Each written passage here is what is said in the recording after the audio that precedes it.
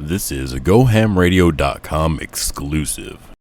Hello, family. We have got a very special guest for you today. We are here in Hermosa Beach up in LA, and I have got the legendary N5 sitting right next to me. If you don't know about N5, let me introduce you to him. So this gentleman right here, I met a few years ago in the entertainment industry, music industry. He's was my first mentor, I'd have to say, in the industry. Taught me how to do marketing, promotions, encouraged me to start my very own business. I was upset at the way people were treating me, and he said, fuck them. Fuck them all, start your own shit, fuck them all. And I said, I can do that? He said, yes, you can. Fuck them all, start your own shit, and I'll teach you how to do it. And I said, ooh, fuck them all. And that was in 2004. Did you fuck them all? I didn't fuck them all. Okay. I said, fuck all y'all. Then there you go. N5, tell me, what does N5 stand for? You really want to know? I mean, I know all the answers to the questions, but they don't. N5 means, well, let me see. There's 5 letters in Nixon. That's my last name. Okay. I'm 5th generation black. I was born in 1950. Let me see. My brother and sister were born on the same day, 5 years apart, on June 23rd. 2 and 3 is 5. On September 14th, 1 and 4 is 5 is my father's birthday. And there might be some other 5s, I think, along around with that. I can't, off the top of my head. So all that combined together, it means nigger to the 5th power. Okay. So would you say that your life number is number 5? Or is that your numerology number, though, too? Or do you know what your numerology number is? It must be. Must be. It's your birthday that you add up. When's your birthday? My birthday's in 1950, but I'm August 30th. So you go 0, 8, plus 3, 8, 9, 10, 11, plus 2 10s is 20. Math, huh? And then That's smart. 25, and it's a 7. I think 7 is your life number. It's a 7. But I'm It's in close 5. to 5. It's close enough. It doesn't matter. I'll take 7 too. I take 3s also because my draft number was 333. Okay. So I'm pretty lucky. And I take Cash App, Venmo, Zelle, PayPal. Word? I take cash. Shit, I take crypto at this point. We don't even know if cash is good no more, right? Is cash king? Cash still king, baby. All right. Talking another couple of years maybe, but right now, cash is king. Well, let's talk about being a king of the streets. How did you even get into marketing and promotions? Because you started off Def Jam, right? Is that your first one? No.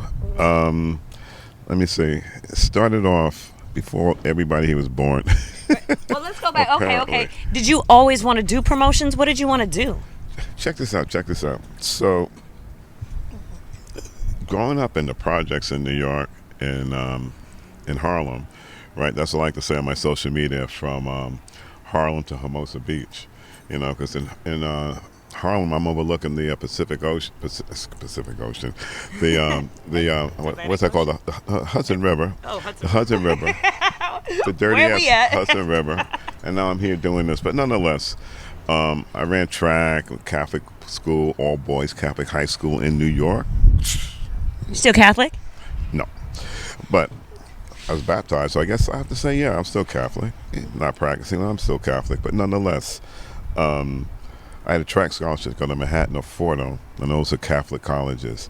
And I told my parents, I said, look, done with the Catholic school, okay? No more. I don't even want to go to Catholic school because it's free, okay? So this was like in 1968, right? So 1968. So it's about March of 1968, and I'm looking at the CBS News, and this legendary broadcaster named Walter Cronkite.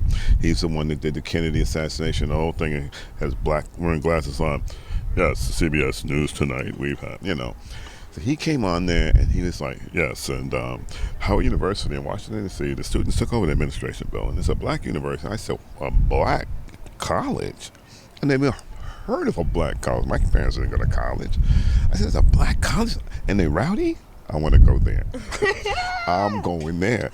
Nonetheless, next day, I think I'm out looking for applications for Howard University, and it comes to me, boom. Let me call the college coach, the track coach at Howard, because I have a track scholarship to go to Manhattan or Fordham, which are bigger schools. I said, well, man, I can just get one there. So I got in touch with him, yada, yada, and the Penn Relays. Penn Relays is one of the biggest track meets outside the Olympics and the national championships, bar none. Anything on the West Coast pale in comparison. Told them I was going to be running. They run there every year. It's about 70,000 people at this meeting. You know, I'm in the Catholic school finals. I'm telling them I'm there at 10 a.m. on Saturday. The finals. I win the race. I'm happy. You know, get in touch with him. Like, you see me? He didn't make the race. Probably in the hotel doing that thing. Which I know he was, because we call him Bubba, the pimp. Anyway, I said, bump it, fuck it. I just couldn't have it on my own merit. Now, and you go to there's so many crazy stories just stuck around here. It's just real crazy. And what I'm about to tell you haven't heard this. It's real crazy. Anyway, so I get to Howard, but so before, tell me about the dorm where I lived in when I finish this story. So when you get to Howard, you have a orientation meeting. It's called the Campus Powell meeting, right? And I'm in there, and it's like, right around that time, it was like there's Black Power and all of that. And me and my friend, he's going to Howard with me, and we said, man, we better grow afros because they're gonna kick our ass. We don't have afros down there in Washington D.C. We were like, whoop. So I'm going to my Campus Powell meeting, like, wow. So going through the orientation, and all of a sudden this guy comes in the room with two other guys behind a yellow light guy. One was like a white guy, but nonetheless, he says, who's Michael Nixon? I was just like, I am. He said, come outside. I was like, what the hell? So I go outside with this clown and these two other people. He says, my name is Michael Nixon, and there ain't enough room on campus for two Michael Nixons. I was like, dude, what is going on here? Oh man, I'm like, what, man? I'm pranking me. What's going on? This guy actually name is Michael Nixon, but he has so much fortune he didn't even know it. His father was the dean of the School of Dentistry, and he was like a high yellow black guy. And in those days, in the '60s, high yellow black guys were the thing. Good looking guy. He had a '58 Thunderbird, the whole thing. And he's looking for me, and telling me and woofing at me. Anyway, so I'm like, yo, man, just get off me, okay? I don't know what's going on here. Anyway, we lived in the same dorm. So he's a Q now, and the Q dog say purple thing, like Q dog and all of that shit. And I just could never get to that. I didn't even know what a fraternity was until I got to college. I thought fraternity was a piece of food. I don't know, fraternity. So, as I was saying, so he became a Q, so to get rid of that, fast forward to like 10 years ago when he died. So he's a Q now. And all those Qs, they know that. But I've assumed the position that he had since he pledged, and I'm the one who maintains to being a Q. Not that I'm proud of it, but it's a funny story that I love telling other Qs when I meet them. They're like, you're like an honorary Q without having to actually... That part, not having to pass or get my ass kicked. That was the whole thing about that, getting your ass kicked on campus like that. And all the women on Howard's campus, not happening here, son. I don't need you corny motherfuckers. Anyway. But anyway, going back, so when I got to Howard, Cook Hall, right? So my freshman, and all 4 years I was in Cook Hall in a room where my room overlooked the track. So this first year I'm looking at the track team and they're running cross country and getting their ass kicked. And this is like September of 68, this is still 1968. And then October 16th happened of 1968, and that was the year that they pushed the Olympics because of the boycott. So on October 16th, 1968, that happened. And as I watched that on TV, I saw the coolest shit I ever saw in my life as a black man. These John Carlos and Tommy Smith raising their hands, gloves in the Olympics. And that right there was my calling. And I went the next day to the track coach and said, yo, I don't care about no track scholarship. I got to run, And never lost a race on Howard's track. I ran the mile, the 800, it was the 880 back then, the 880 run. Now it's called the 800 meters. The mile, which now is 1,500 meters, and mile relay, and also I ran a 2 mile. And I never lost a race on my track. That much pride. And also, my first year, Howard University's track team, we were the first HBCU to achieve NC2A All-American honors back in like 1968, 69. So subsequent to that, to end that story, fast forward to today, to 2 years ago, I was inducted into Howard University's Athletic Hall of Fame. Yeah, so my name is on the wall in the gym. That part. You were also a part of the Music Hall of Fame as well, too, right? Tell me a little bit about that. Leading up to that. So, as I graduated Howard in '72, I started working for WHUR, Howard University's radio station, when it first started. And I was like the manager of business and fiscal affairs, because my major and minor at Howard was business administration, accounting, economics, and marketing. And was going to get my master's, but instead I met the general manager for the radio station, and he hired me so I could go back, and I got my master's in communication management from Howard.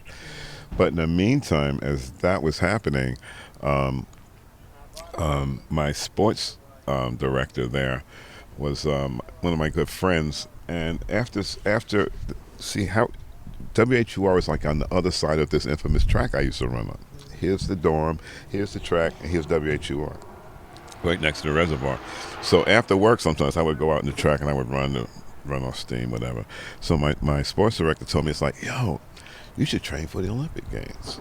And I was like, see, because like in 1972 when I graduated, I was the only one on my team, as I was the captain of the team, to have Olympic qualifying standards of 142, 147.9, whatever it was, for 800 meters. I was the only one to have qualifying numbers. And they wouldn't let me go. They said they had no more money in the program.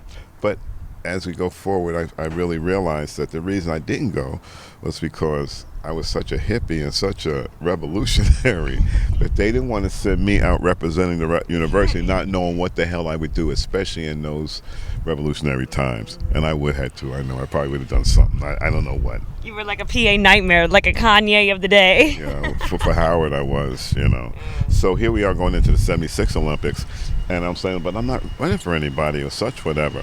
But at that time I had just started chanting Nam Myoho Renge Kyo. And long story short, what I did was I quit my job, gave up everything, and moved here to Los Angeles without ever having visited Los Angeles. And moved in with a friend, stayed in a sweatsuit, and just trained at UCLA and USC because I knew the track coaches there. And made it to the Olympic trials, and I made it in the 800 meters. I made it to the quarterfinals, and I missed it by about 4 places to the semifinals. Came back here to LA, started working at Stevie Wonder's radio station, Kindness, Joy, Love, and Happiness. And I think toward the end of 76, I got an interview, happened to get an interview. Oh, you asked me about how did I get my psyche for the music industry. While I was at WHUR and doing what I was doing, working there, I saw this guy who would come in. He's got, rest his soul now. His name is Vernon Slaughter. Became a lawyer. He was the college promotion rep for CBS Records. He'd always come into the records into the radio station. He had free records, and T-shirts, concert tickets, and shit. Oh, I was like, dude, who are you? Ever, right? I said, how do you get this stuff for free? He says, it's my job. I'm like, your job? I said, that's a job? Right then and there, I said, that's my job. I said, I don't know how I'm going to do it. I said, how can I get that job? And he was like, didn't really tell me, as such. He didn't know. He fell into it. But by the end of the year, the fortune I had that they were getting ready to hire the first black music marketing coordinator for Warner Brothers, but it was in San Francisco. And the general manager for San Francisco came down to LA to interview people. By the time I heard about it, all the positions were filled for the interview. And I was like, I'm still not giving up, dude. So somehow I got in touch with the general manager, and he said, yeah, maybe next time, whatever. I said, look, I'll meet you in the airport. Because he was leaving out of LAX. And he said, okay. And I did. and this is back when you could actually go to the gate all the way up in the airport. Exactly. Times have changed. Times have changed. And we had the interview right there. Long story short, he hired me. He said, I love you. He hired me right there. I said, I'm going to the plane with you right now. Come back at my stuff later. He's like, no, we're going to relocate you and the whole thing. So which was, as I think about that now, it's like so dope. That's always me. If I want something, I'm going after it. I'm not going to give up. It's that easy, And especially the chanting too. It's like it gives me that strength and that rhythm to actually do that and sync that. But doing that, subsequent to that, this was the start of me culminating into what you saw of being inducted into the National Museum of African American Music in Nashville. I had Prince in his first in-store. I did the release party for One Nation Under a Groove. Had the Temptations and the Spinners and the Tramps and Donna Summers and in-stores, autograph signings. But one of the big, Rolls Royce, that was one of the biggest ones. I bought this milk truck in San Francisco for $100. And I spray painted it black and gold, the colors of their album in full bloom. And drove it around to all the records. I was in charge of all the black record stores back in the day. There used to be record stores, physical locations. I had about 25 of them in the Bay Area, and I drove the Rolls Royce truck and gave out free T-shirts and records, just like the guy, to all the stores now. Became like the hero of the hood, to a large degree.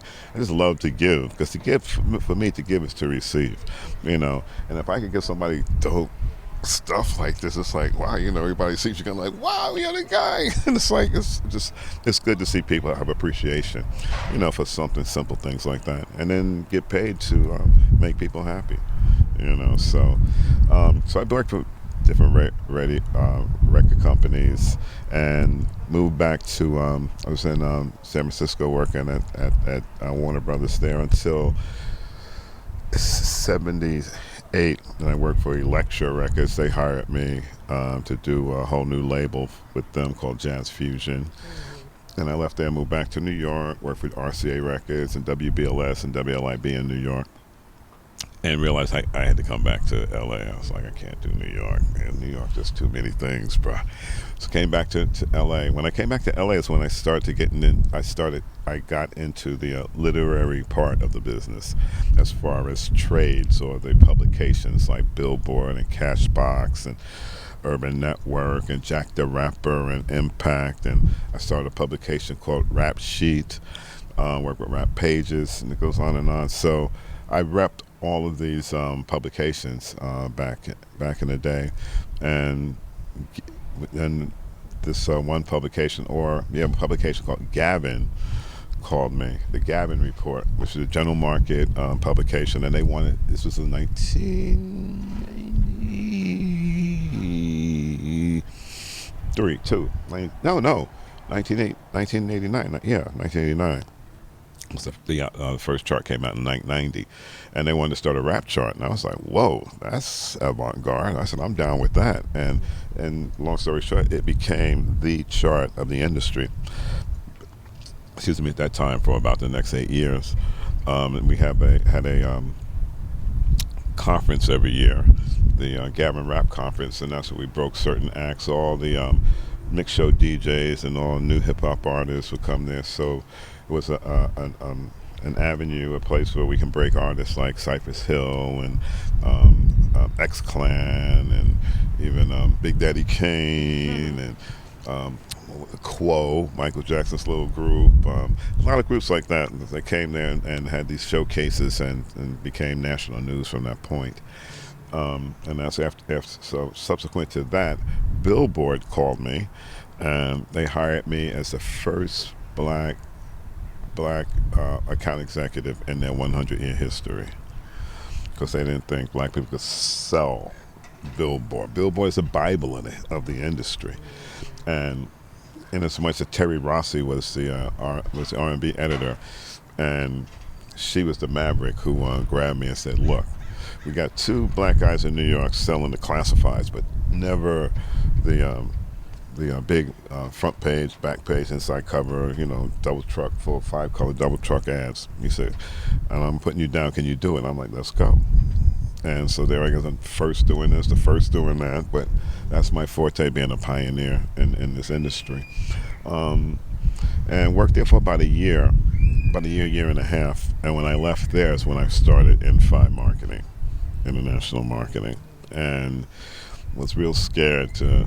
I realized when I left Billboard, I said I can go back to another record company, but when you go to a record company, it's only inevitable that you'll be fired in a matter of time. And at that point in my career, I think it's probably about 43, and I realized, I said, I gotta be the motherfucker firing, not getting fired no more. I gotta figure out how can I be the person. And that's what I did. Started this marketing company in lieu of all this hip hop stuff. Because right around that time of 93, 94 is when the industry started to recognize hip hop music as being affordable and formidable, and the money was coming. So they was signing any hip hop artist that if someone just gave them a check, then they signed them. But they didn't know what to do with them. They didn't know how to market. They were like, what do we do with this guy? He's a rapper. Well, how do we? Because we never had this type of situation. So with all the background that I've had, with Billboard, actually I left out. I used to sell before I got into the literary part with BRE. I used to sell billboard outdoor advertising. Like on the billboards? Billboards. Yeah. I used to sell that for about a year. I got that type of experience. And that's what all culminated together when I realized these companies didn't know what to do. So I became their conduit, and told them, whenever you have a new hip hop artist, give me the advanced copy of the record. I'll listen to it and I'll tell you what areas of the country you would need to advertise or go in. So I started doing that with Atlantic and with Warner and Big B. I mean, I had probably about 30 different labels at my disposal. And then at that point is when all these hip hop publications started to appear, like the Flavor in Seattle, and the Bomb in San Francisco, the Booty Crack in San Francisco, Straight from the Lip in San Diego, Underground Connection in New York, Mad Rhythms in DC. I can go on and on, all the cities, but there were about 18 of them or so. So I called each one of them and I started this thing called the N5 Street Zine Agency. And what I did was I had all of them. Street zine. Like magazine, street zine. Street zines, because those are like rap zines, Okay. street zines. I made deals with each one of them that I would get them advertising, from all the record companies as far as getting ads so they would support and so they can advertise in that particular region. And I would get my 25%, from the magazine itself, from the street zine. So and that worked well for about a year as such, until the label started getting the street zines in their office on their tables. So then they're looking at the masthead, so they're going to, they said, well, wait, here's the editor-in-chief. They went straight to the editor, and usurping me, the middleman. And, and asked them to get the whole cover and the whole, all these ads, and the editors of the publication didn't know how to get paid. They didn't know the record company system, how to get paid. So after they cut deals on the side with them and couldn't get paid, they come to me and say, like, well, could you, you struck the deal, pal. So it was right around that time that was happening. That's when Billboard called me. And I just had to leave. And I was exclusive at that point. I had to just work for Billboard. So the street zine thing went, everything just went, which is cool. So as much when I started N5 Marketing, then I realized that, how can I say, consulting the record companies. And that's when I met this one guy in the street. He was in a club and he was giving away these cassettes. I said, here we go again. I said, what are you doing with those cassettes? Oh, he's a new hip-hop artist from so-and-so, whatever it was. And I said, got it. And that's when I realized I went back to the labels and told them, it's like, this is what we'll do. I'll get teams out there all over the country in different markets. I know all the street guys who are trying to do promotion. And we'll form teams, for you and get your product out, into the clubs and into the barber shops and into the skating places. Lifestyle stores. A lot of lifestyle. Thank you, lifestyle. How many years did I do that? All of those spots. And it worked well, for how many years? I don't know, probably till about 2010, something like that. Like but 20 years, a good one. Yeah, something like that. And then it came into a whole difference of sorts as That's all the publications went away right around the year 2000.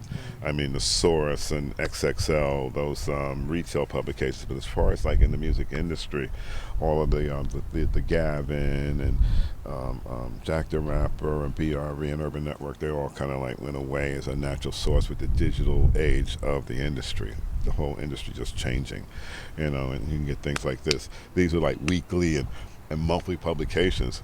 Now you get this information, Instantaneously. like 2 minutes ago, So in lieu of that, so with that all leaving, then I started working with different companies like Converse and Reebok and Nike, because Nike was trying to figure out how to get into the street game, and I had the fortune of meeting. I got recommended to have a. Oh, this is how that happened. I was working for. What was that, Reebok or Converse? It was Reebok. The Vector. Huh? The Vector. The Vector. Yeah, I had a team out in Santa Monica Boulevard, and I had met a guy from an agency, Muscadero Chin, when we were doing our thing, and we had these picket signs and get out, and I had a rap vehicle, and we were out Santa Monica Boulevard just creating havoc with artists we were promoting. So after we had finished our event, I said like, yo, let's go out to this agency. I had my team come with me to the agency, and it was in like Fairfax and Wilshire, office building, and agency's up like on the 18th floor or something, 30th floor building. So I went in there, had the team go in there, and with our picket signs and the whole thing, and we went up. And the guard saw us, and I said, I'm going up to Muscadero Chin. He's like, and we just ran the elevator and got up there.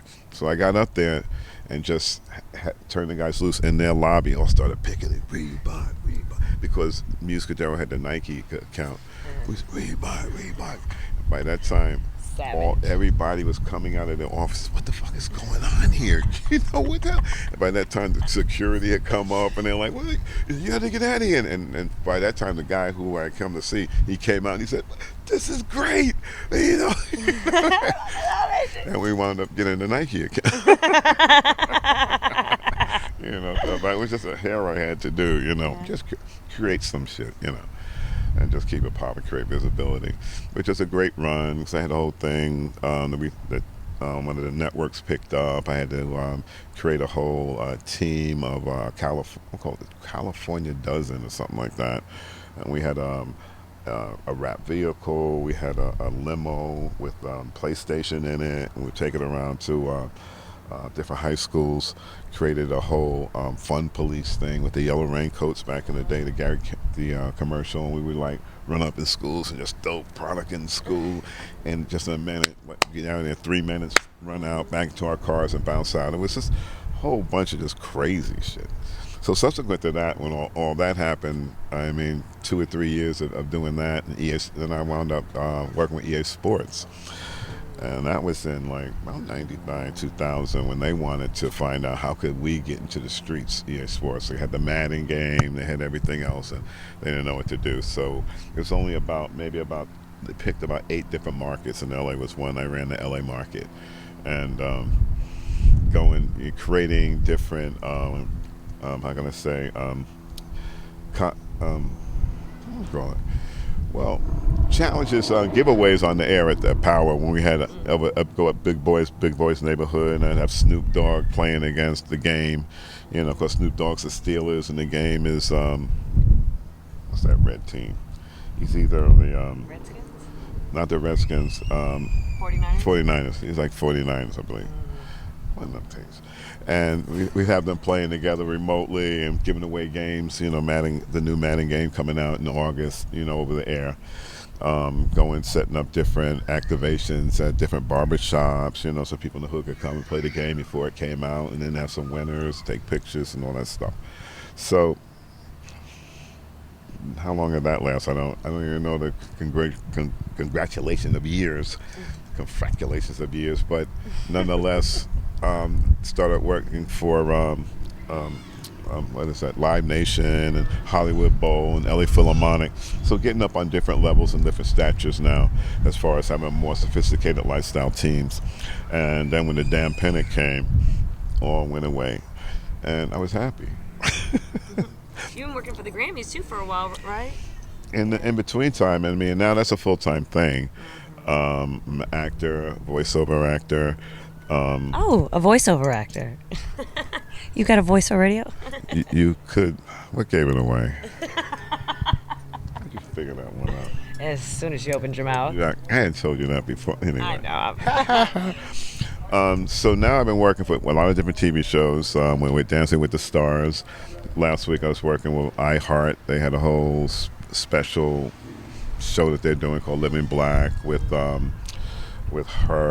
and Big Sean. Nonetheless, now I've been doing more acting, voiceover work, and last week worked with iHeart Radio. I had a whole special called Living Black for this Black History Month with Big Sean and her.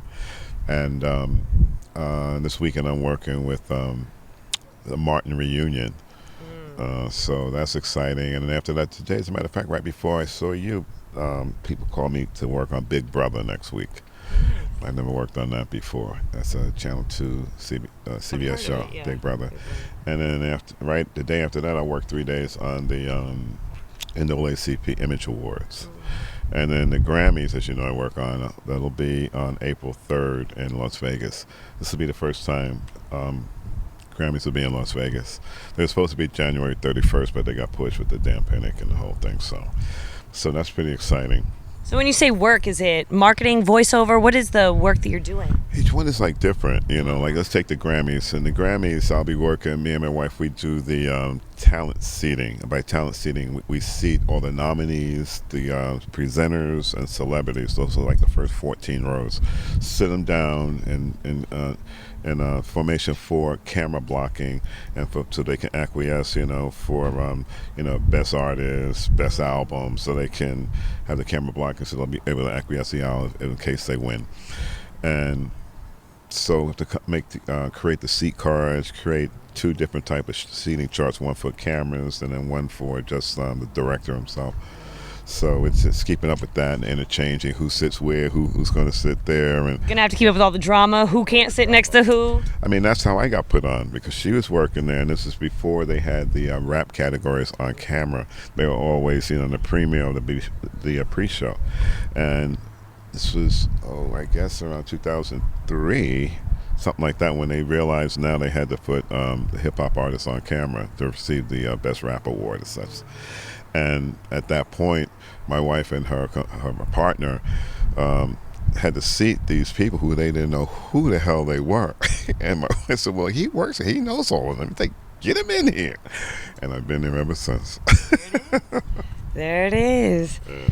So what would you say has been the most pivotal moment in your career? The most pivotal moment in my career.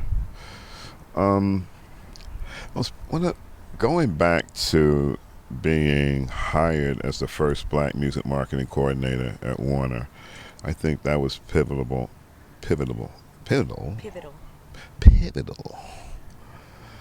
It's close to service. Very pivotal. We're working Pivotal. We'll work. Pivotal. Maybe one day I'll be a voiceover artist and say pivotal. One day. Like next Saturday. Like next Saturday will do.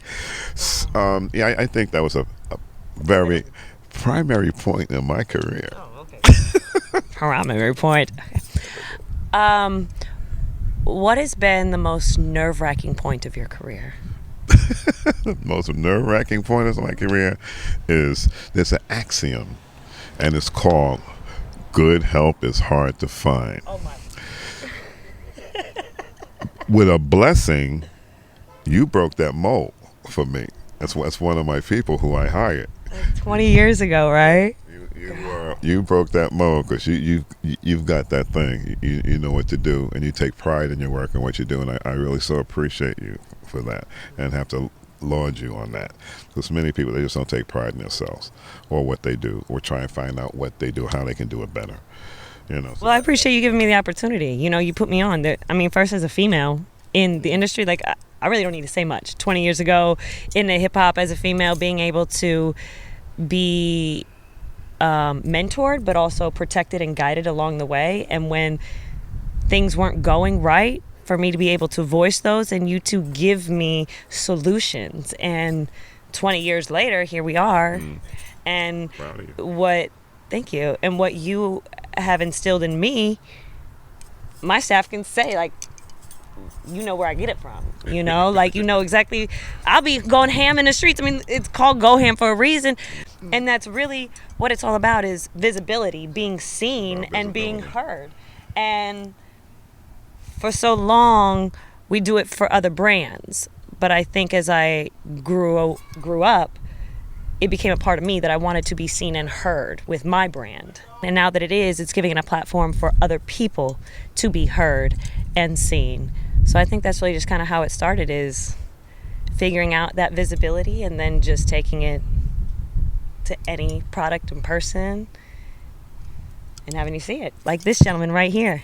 I mean, you just feel it. You just feel it. You gotta know the rhythm of the flow. You know, I mean, when they came to me to do that rap chart, and I just like said, "Whoa, let's roll," rather than like, "I don't know, it's not right. I don't know, what is it? How do we do it?" I didn't know what to do, but I was willing to take the chance.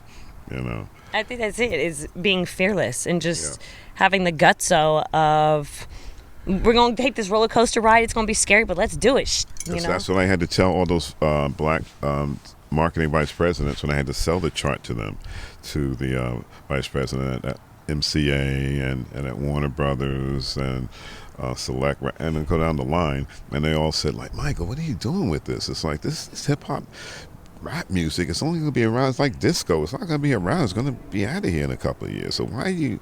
I said, "Look, when this thing happens, I know it is, you know, I said, I'm not going to be around to tell you I told you so. Just give me the respect, you know, because I'm telling you right now, so I'm not going to have to say that later." And then it all came to fruition. You know, they all came around, and the rest is history. You're a visionary. To a degree, in that regard, yeah. Because I believe in hip hop. Oh, let me tell you how when I first saw hip hop and recognized hip hop. It wasn't until I moved back to New York in like 1980, when I moved back from the Bay Area. I was living in my father's brownstone, right? And they had a little park out there. And here the kids, the boombox. They got the cardboard on the ground. They're breakdancing. They're rapping. I was like, what the hell is this shit? And as soon as I saw that, I said, this is some other shit. Didn't know what the hell. I know. Saw the elements in. I saw it. I didn't know it's called hip hop at all. I just said, this is on some shit right here, and my whole being embraced it, and not embrace it like I want to be like the guy on breakdancing on the thing. I want to be like the guy rapping. I want to be like the guy with the music. I said, like, I don't know what it is, but I think I'm going to be the guy telling people about it. Yes. I'm going to be that guy. Yeah. And I've always been that person to create the visibility for it, you know. You know, be behind the scenes person. That's where I get my most satisfaction from, to really bring something from nothing and bring it to fruition.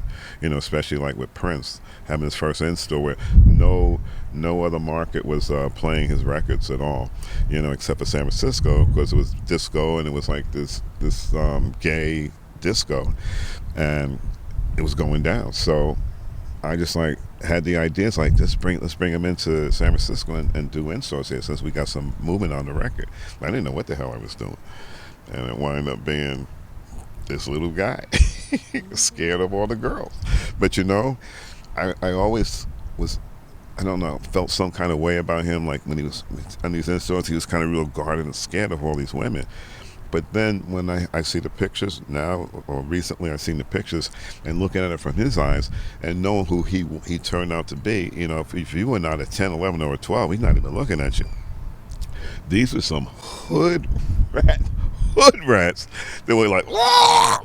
And he looking at that. I have so much newfound respect for this kid, because I would have been the same. I would have been scared of my life too.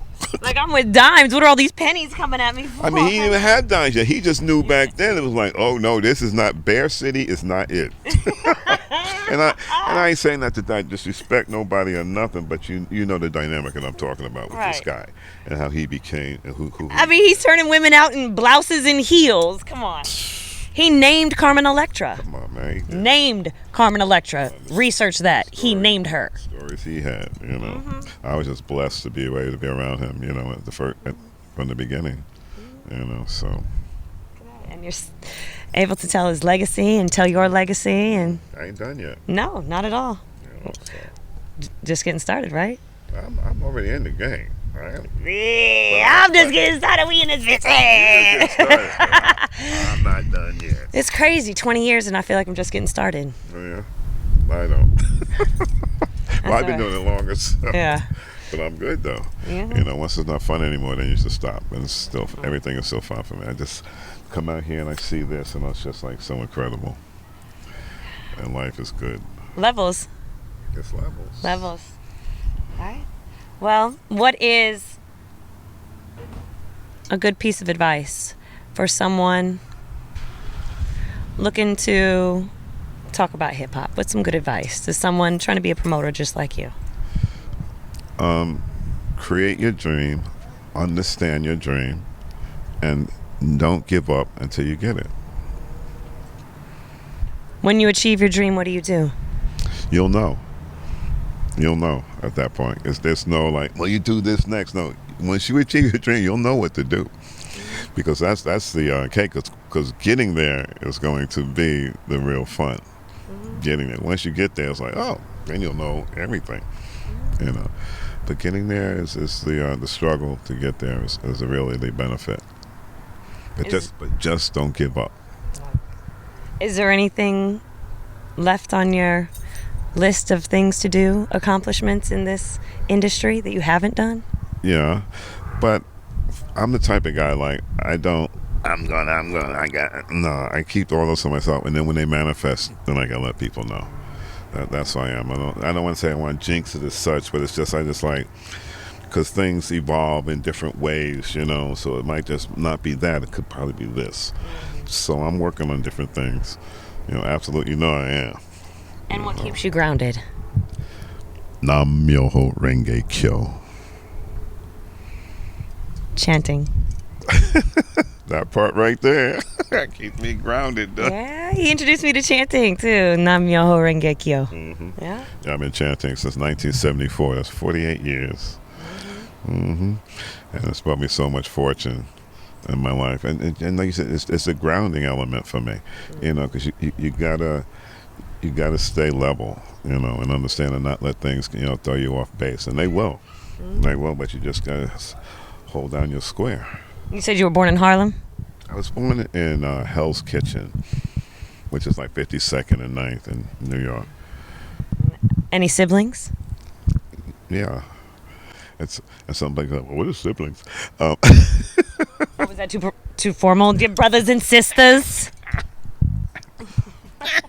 Just for the people out there like, are those animals? Yeah, I'm the oldest of four. Okay. Oldest of four, my sister and 2 sisters and a brother. You know, I'm always been the number one. My mother's been gone now for a while, but you know she stays, so she transpires to me every day. But I was always a favorite. You know. You were a helper. Huh? Her helper, her first one? Yeah, I was the first one, but I was always a favorite, even though the other ones were there. You know, because everybody says, "Who's the?" How did you know that you were her favorite? She told you? I just know that. Every child thinks that they're the favorite. Because I'm the bomb. That's why. Out of the kids, I'm the bomb and I'm the one. I was my mom's favorite too. I'm the one in charge, yo. When I'm around, it's like, which one is the one? Is I'm the guy. What do you wish to leave the world with? My ashes. I mean, well, that's funny you say that, because I'm thinking about that. You know how it is when people die, everything happens, right? Like when artists die, now their records number 1, 2, 3, 4. When Michael Jackson died, the first, all top 10 records were all his records. So I feel when I pass away, all of the stuff I'm telling you will come to fruition. You know, that's the type of story. It's like, he did that. What? This is not something I just go around telling people all the time, unless I can have a meaningful conversation with somebody. You know, so it's just a need to know. A lot of people just think they don't know what the hell I do. They just know I'm out there. Yeah, out here. We always doing something. We see him everywhere. Who is this guy? That's always the thing. You always here, you always there. It's like, what do you do? And I just like, I'm a hustler, dude. Got the check and it's not cigarettes. I'm down with it. Yeah. So, if I could create value, mostly, so. Man, I mean, this is just a tap into a little bit of N5's world, but there's so much more. But this is just a little introductory. As we said, if you want to get to know a little bit more, you can always Google Michael Nixon, N5. Get to know him, his work. All right, Google yourself. It's been great sitting down on the terrace in Hermosa Beach and really enjoying some serenity. It's a life of craziness, so to be able to sit down and take a breather and look into the water, it's just very calming. Because being in the streets, it's hustle and bustle all day, every day. It's a hustle. So to be able to just sit and be still is really a blessing.